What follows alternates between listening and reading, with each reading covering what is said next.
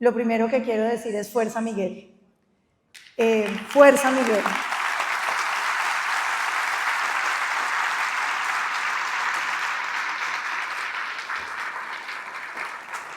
Algunos me estaban preguntando cómo estábamos y yo les diría con todas las llantas pinchadas. Lo que le ha pasado a Miguel no puede simplemente pasar inadvertido y decir que es la misma violencia que hemos vivido siempre. Este es el primer político de mi generación que sufre un atentado y eso significa que nuestros hijos van a crecer como crecimos nosotros, con miedo a que los maten, a ver morir y a que asesinen a quienes pretenden dirigir este país. Este es un momento crucial para Colombia, porque nosotros no podemos repetir los errores del pasado, que fue normalizar la violencia, decir que la resiliencia de este país consistía en que veíamos caer los grandes hombres de la política y simplemente seguíamos como si nada hubiera pasado. Creo que este es un momento donde el país tiene que tomar definiciones y trazar de una buena vez una línea donde de un lado quedemos los demócratas y del otro se queden solos los violentos.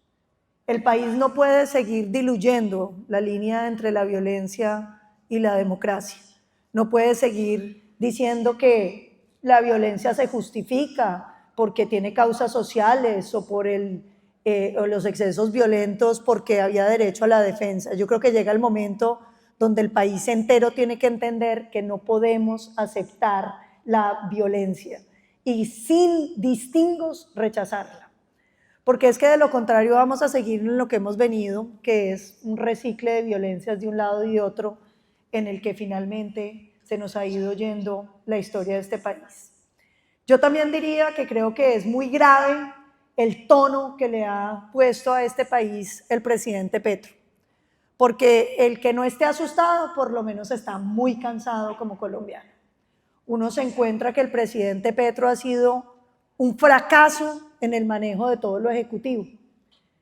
Usted mira los sectores económicos de este país y todos están en rojo, el crecimiento económico del sector privado detenido. Usted se encuentra con que ahora tenemos que importar el gas, con que no volvimos a hacer vivienda para los más pobres, no se hacen autopistas porque también son para los ricos, no se solucionan los problemas sociales de los colombianos que tanto les prometió. Uno se queda pensando, ¿dónde está pues la ayuda para los pobres? ¿Dónde está la política para la economía popular? Resulta que el proyecto del presidente era sacar leyes. Si nos hubiera dicho eso, pues lo habíamos dejado de senador. Eso se puede hacer desde el Congreso perfectamente. Ahora el presidente Petro dice que no lo dejan gobernar porque él no ha podido sacar unas leyes que quiere. O sea, el presidente realmente lo que quería hacer era congresista. Todo ese tiempo que estuvo allá ha podido sacar esos proyectos. Con un agravante y es que tenemos hoy una Colombia asustada. Cuando uno ve lo que le ha pasado a los sectores económicos que han confrontado a Petro, pues uno termina aterrado. Cuando uno ve lo que le pasa a cualquiera que se atreve a decirle que no, pues es tremendo, porque es que tiene unas ínfulas autoritarias que son terriblemente nocivas para los demócratas. Porque es que en la democracia hay límites, la democracia sabe que todo tiene que tener frenos, contrapesos, y al presidente le molesta que le digan que no. Entonces ha tratado de pasar por encima del Congreso, de los medios de comunicación, de las cortes, pero tal vez lo más grave de todo es que me parece que no hace el reconocimiento en torno, no a la culpa, porque él no tiene la culpa de lo que le pasó a Miguel Uribe, pero sí tiene la responsabilidad. Porque cuando usted le dice a sus adversarios políticos que son los nietos de los esclavistas y de los gobiernos de asesinos y que hay que borrarlos y saca una bandera que dice libertad o muerte, pues usted está invitando a la violencia. Y muchas veces se lo dijimos así al presidente. Pero no solamente eso, yo quiero recordarle al presidente Petro que la obligación de la seguridad le corresponde a él. Cuando él era congresista de oposición, ¿cómo reclamaba seguridad? Y cómo exigía que lo cuidaran. y durante los gobiernos anteriores nada le ha pasado y estuvo cuidado. Hay que ver en cambio el cuidado que le han dado a la oposición y lo que le ha venido pasando en términos de persecución, no solo a Miguel, a muchos dirigentes de oposición en todo el país. Yo sí creo que el clima político del país es tremendamente complicado y que los colombianos que creemos en la democracia estamos en un momento difícil, porque no podemos dejar que la ira nos gane, porque nosotros no podemos dejar que nos incendien este país, pero tampoco por buscar la tranquilidad podemos quedarnos callados y al mismo tiempo no podemos pasar por encima de lo que le ha pasado a Miguel, como tampoco podemos renunciar a alzar nuestra voz para que este país reconduzca su camino. Creo que es un momento crucial donde yo lo he definido en 2 palabras. Los colombianos vamos a tener que permanecer unidos y firmes frente a lo que le viene a la democracia de Colombia.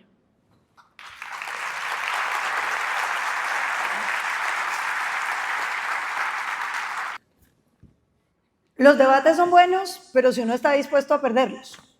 Porque lo que pasa con el gobierno es que ellos dicen, es que nosotros queremos esto, pero es que eso no funciona, no de malas. Entonces, esa ha sido la negociación con este gobierno en todos los sectores. Porque aquí ya tenemos una experiencia, querido representante, y es que el gobierno intervino 9 EPS y las lleva manejando. Entonces, ellos decían, las EPS privadas son unas bandidas. No pagan a tiempo a los hospitales y a las clínicas. 2, nos cobran la salud más cara de lo que debía ser. 3, prestan pésimo servicio. Entonces ellos cogieron las EPS. Entonces debía pasar todo lo contrario. Usted debía encontrarse que las EPS intervenidas por el gobierno son capaces de prestar la salud que nos acaba de describir el representante. Y resulta que es todo lo contrario. 25% más de quejas. Eso sin contar pues lo que está pasando en la nueva EPS, que es el colapso de todo. Pero no solamente son las quejas, es que la deuda de las EPS intervenidas se ha agravado en el corto, en el mediano y en el largo plazo. Les voy a dar unas cifras. 60 días sufrió la deuda 227%, es decir, no pagan lo que les están prestando a ellos. Pero ustedes dirán, bueno, porque se gastaron la plata pagando lo viejo. Tampoco. La deuda de más de 360 días ha crecido en más de 180%. Entonces ustedes dirán, bueno, pero es que hay que ver que la gente está muchísimo mejor atendida. No le están pagando a las clínicas y a los hospitales. Como les dije, las tutelas y las quejas han subido en 25%. Llegamos al 1.000.000 de quejas, una cifra que no había tenido este país. Pero entonces no solamente eso, miremos lo que ha pasado con el patrimonio de las EPS. Porque entonces uno dice, bueno, pero es que ahora sí están cuidando la platica. Resulta que el patrimonio de las EPS intervenidas cayó en 540%. Es decir, el gobierno se gastó la plata de los patrimonios, se gastó la plata de la UPC, no le pagó a las clínicas, no le pagó a los hospitales, debe 17 billones de pesos y además no atiende a los colombianos. Entonces, ¿cuál es el modelo de salud que nos proponen? Porque es que yo sí creo que esto tiene que ser con argumentos. Uno podía creer todo lo que quisiera. Bueno, está muy bien, porque yo sí creo que esto no es un problema de izquierda y de derecha. Esto es un problema de una izquierda radical que ha venido gobernando, porque ¿cómo que no han gobernado? ¿No fue Petro alcalde de Bogotá? ¿No han tenido control de muchas grandes ciudades, entre otras Cali? Y entonces dicen que es la primera vez que tenemos gobiernos de izquierda. No es la primera vez. De hecho, si ustedes se ponen a pensar, nosotros venimos con gobiernos, lo único que no ha habido es gobiernos conservadores, si usted quisiera verlo así. Gobiernos conservadores está el del presidente Pastrana y el del presidente Belisario Betancur en los últimos 20 años. Entonces, yo os invito a que esto no sea un tema de izquierda ni derecha. Esto es un tema de qué funciona y qué no. La realidad es que el gobierno también hizo un experimento, que fue el sistema de salud que le propuso a los maestros. Un fracaso que además ha costado, pero como 10 veces más de lo que costaba. Entonces yo creo que los argumentos están. Y entonces nos dicen, no, es que el gobierno ahora quiere hacer medicamentos. Perdón, el 80% del POS colombiano lo cubren medicamentos colombianos. Y un gobierno que no puede con la seguridad, que va a estar haciendo medicamentos. Zapatero a tus zapatos. hagan las cosas que les toca hacer. Hagan las cosas que les toca hacer.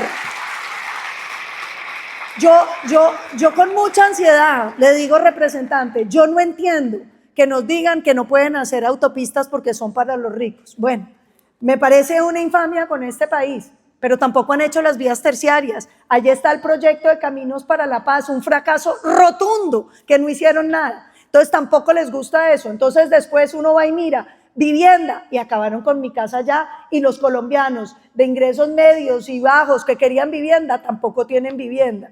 Y entonces uno se pregunta, yo todos los días me hago esta pregunta, ¿para qué quería Gustavo Petro ser presidente? ¿Qué fue el legado que le va a dejar Gustavo Petro a este país? Porque no fue en vivienda, no fue en energía, no fue en salud, no fue en educación. Y entonces nos dice, no, son 3 reformas sociales y una constituyente. Resulta que lo que tenemos es un presidente con ínfulas de poeta. A él le gusta es escribir cosas y decirnos qué es lo que quiere hacer en el futuro. Creo que al presidente hay que exigirle resultados, porque uno no es presidente para escribir normas. Uno es presidente para administrar los recursos de los colombianos. Este presidente, querido representante, ha recibido unos presupuestos que son los más altos de la historia de Colombia, 20% por encima del presidente Duque. Hizo una reforma tributaria que le sacó a los colombianos 17 billones de pesos de los bolsillos. Y uno se pregunta, ¿en qué lo invirtieron? ¿Dónde están las obras de Gustavo Petro? ¿Dónde las mejoras? ¿En qué sector? Porque es que a uno no le pueden decir que el tema es un tema ideológico y bonito, de escribir bonitas cosas sobre lo que debe ser la salud en un papel. Esto es de resultados, y los resultados en materia de salud muestran que la administración de Gustavo Petro ha sido nefasta. Destruyó las EPS que intervino, destruyó el sistema del magisterio, que era malo, y quedó peor. Y la realidad de las cosas es que nos proponen un montón de poesía en proyectos de ley que están muchísimo mejor. Si el Congreso los saca y los hunde, como estaría muchísimo mejor este país sin esa reforma laboral que le va a costar el empleo a los jóvenes, que le va a costar la vida a muchísimas microempresas. No porque uno escriba en un papel las cosas pasan. La diferencia entre un presidente y un congresista es que los presidentes tienen que producir resultados. Y en el caso de salud, los resultados de Gustavo Petro son nefastos. Destruyó el sistema de salud, destruyó las EPS que intervino, destruyó el sistema del magisterio, y encima de todo quiere que nos sintamos felices porque escribe un montón de cosas en un papel. Yo sí creo que el debate es bueno, pero el debate tiene que tener en cuenta las evidencias, y todas hablan de que nada de lo que ellos han propuesto funciona, y que lo hacen muchísimo mejor las EPS privadas y mixtas que teníamos en nuestro sistema.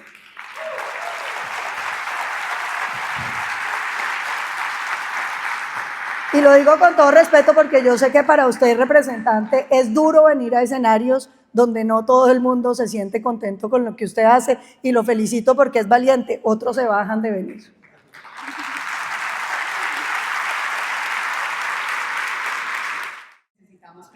Vea, no, yo arranco por decir que no es verdad que el modelo de salud haya sido un fracaso. Usted está confundiendo dos cosas. Con todo respeto. Decir que al modelo de salud le hacían falta recursos todos los años no significa que tenga una crisis estructural.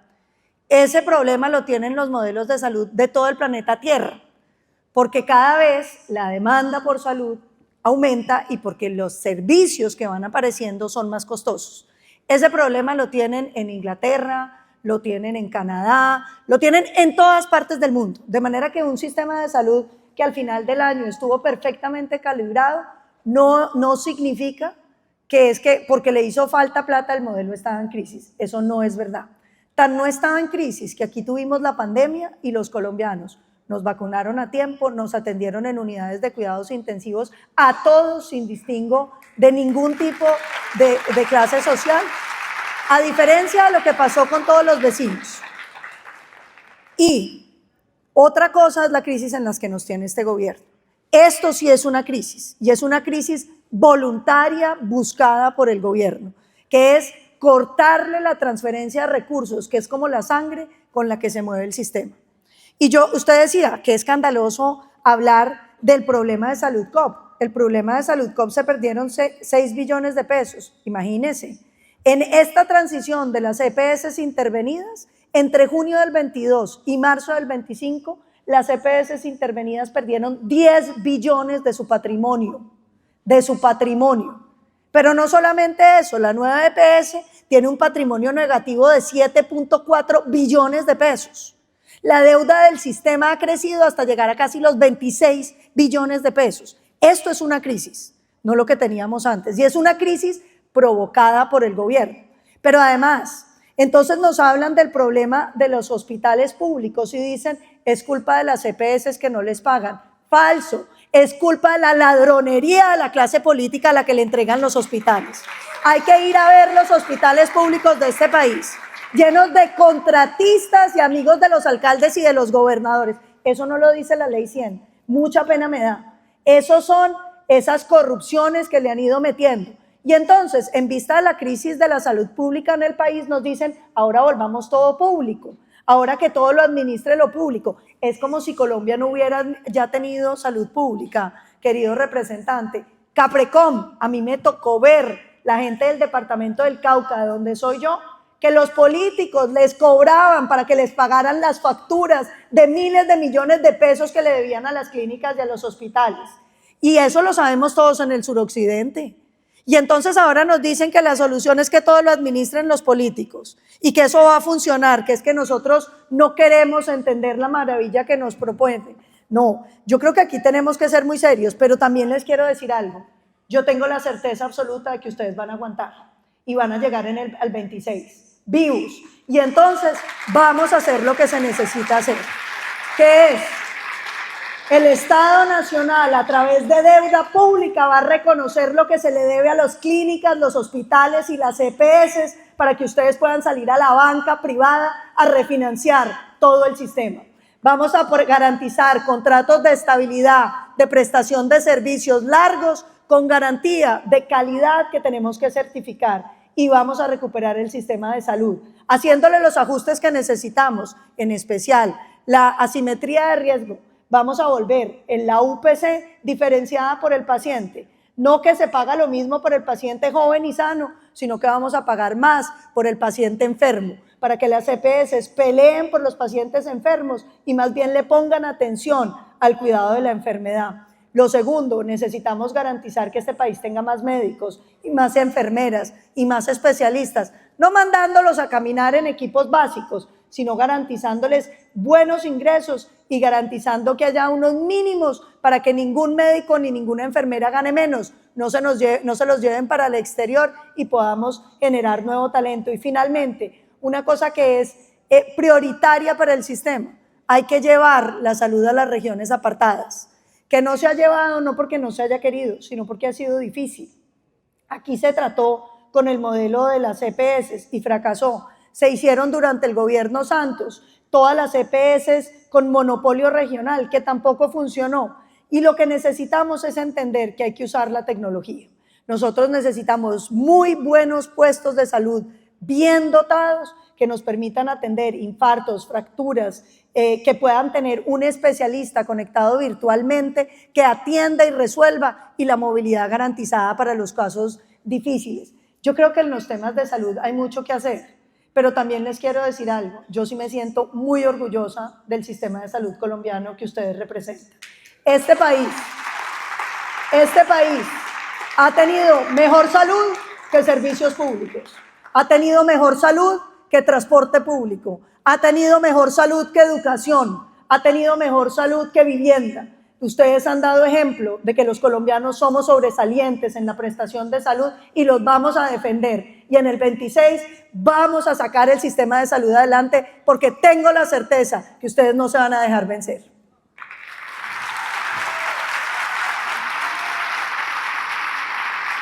Bueno, ustedes tienen